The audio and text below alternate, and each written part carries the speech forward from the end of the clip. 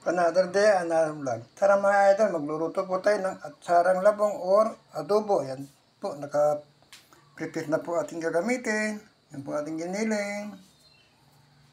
Tara mga idol, cooking na po tayo.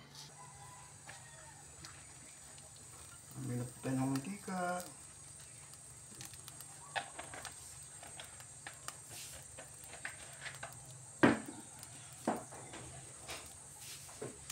Mainit na, ilalagay na po natin ang ating bawang. Ito, madali lang pong lutuin. Ilagay na po natin ang ating bawang.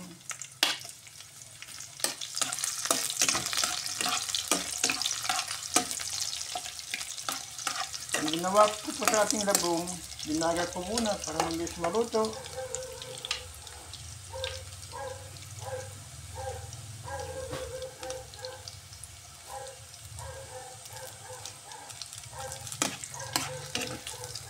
Ikot muna po tayo. Yan. Pwede na pong ilagay ang ating bawang, sibuyas.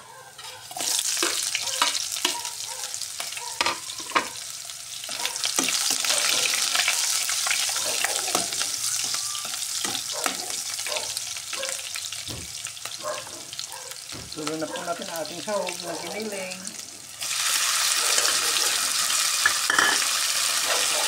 Ibisan muna natin.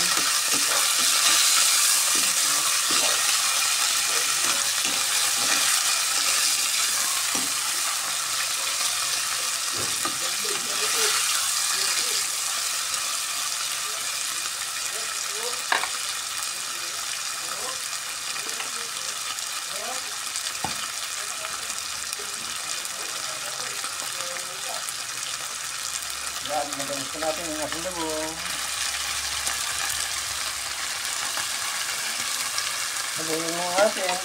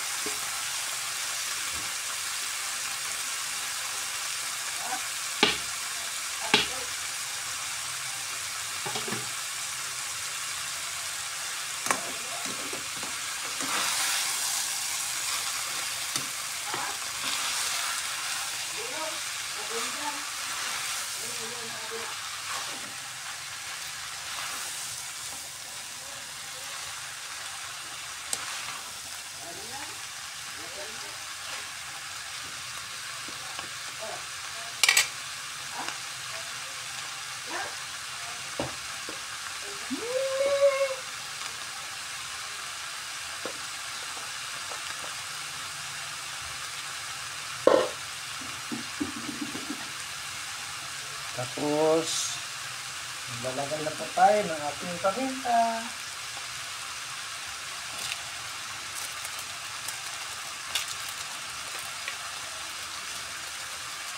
Ang group po ating gagamitin.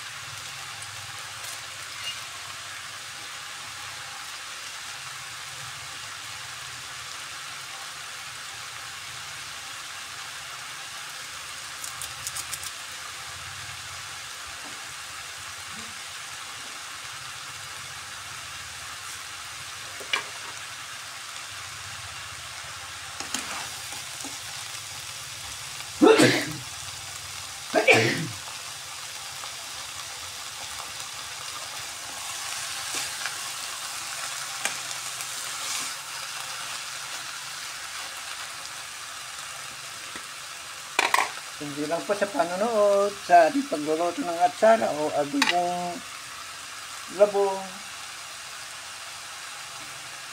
Depende po sa inyo kung anong ilalagay yung sahog. Pwede rin baboy, pwede rin manok.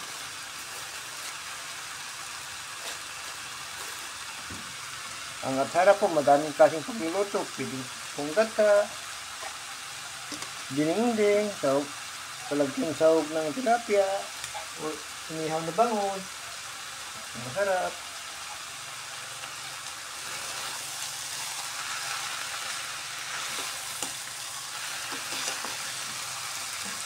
Ito po ang request ng ating mga piyata na yan, adobo, sili. Sinamis nilang ulam ng adobong kawayan o labong.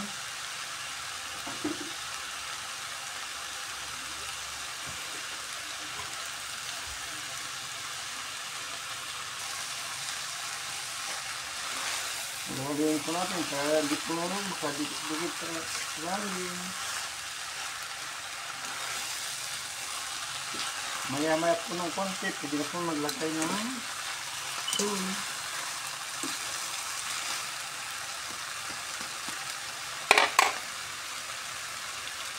Yan mga ito, pwede na maglagay po ng soy.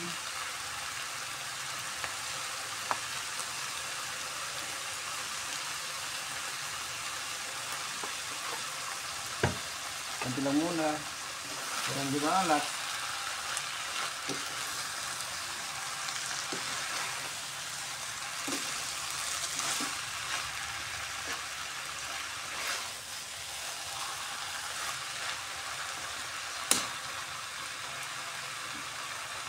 Mas maganda pa ito, lalo pag taba ng baboy.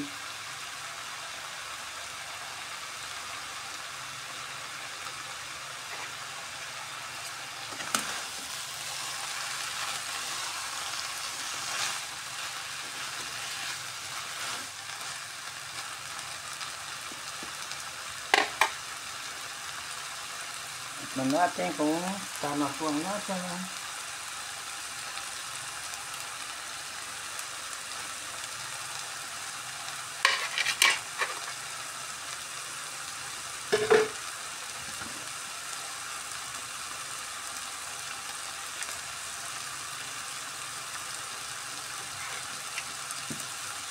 Dagdagan pa natin ng konti.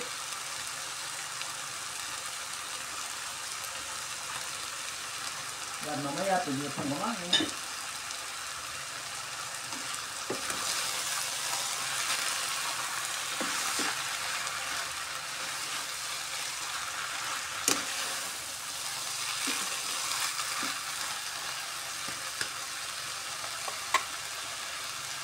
Yung mga nagugutom po dyan at mga favorite po ng labong, halina po kayo. Pwede na pong kumain.